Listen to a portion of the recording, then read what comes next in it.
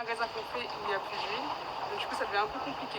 Ça fait plusieurs jours déjà que j'en cherche. Dans les 3 supermarchés que j'ai fait, il n'y a plus d'huile.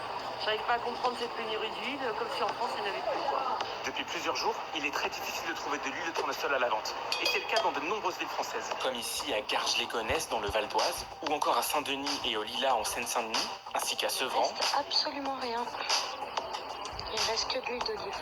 Même chose à Gentilly dans le Val-de-Marne, ou encore à Montesson et Chambourcy dans les Yvelines. Même constat dans les communes de Saint-Marc et Clessouilly en Seine-et-Marne, ou encore à Paris dans ces 3 arrondissements. C'est infernal quand même, parce que ça fait quand même un mois qu'on attend pour de l'huile. Et vu qu'on est dans la restauration, quasiment toutes nos préparations se font avec de l'huile.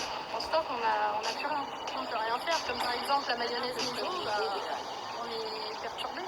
Certaines enseignes ont même décidé de rationner le nombre maximum de bouteilles par client, comme ici, où on n'en vend que 6. Carrefour, Franprix, Intermarché, Netto, Lidl, Aldi, aucune enseigne n'y échappe. La raison, la guerre en Ukraine.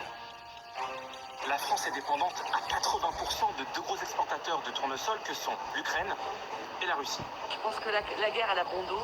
Ils attendent peut-être quelque chose pour nous mettre un grand coup derrière la tête et augmenter les huiles parce que c'est la bonne excuse. On ne peut pas faire des frites sans huile, on ne peut pas faire des gâteaux sans huile. Je vais peut-être acheter l'huile d'olive.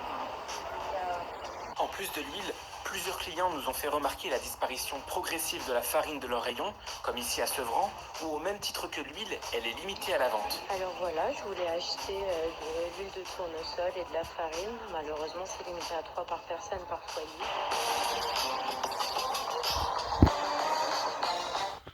Et salam alaikum, si je peux rajouter, on va faire la métaphore, il faut pas oublier que vu qu'il n'y a plus d'huile déjà, c'est énorme. Et d'autant plus, je rajouterais que, comme on sait tous que la Russie est le plus grand pays du monde, et c'est l'un des premiers producteurs mondiaux de céréales, volailles et bovines, et avec l'Ukraine. Et du coup, vu que il va y avoir la restriction aussi de la farine, les céréales, ça va engendrer, eh ben, ils pourront plus nourrir les volailles, les volatiles et les bovins, les moutons, ceci, cela. Donc la prochaine crise, c'est rupture de viande et rupture de poulet et rupture de volatiles. Attendez-vous à ça bientôt. Je sais pas quand, mais c'est sur la même trajectoire. Salam alaikum.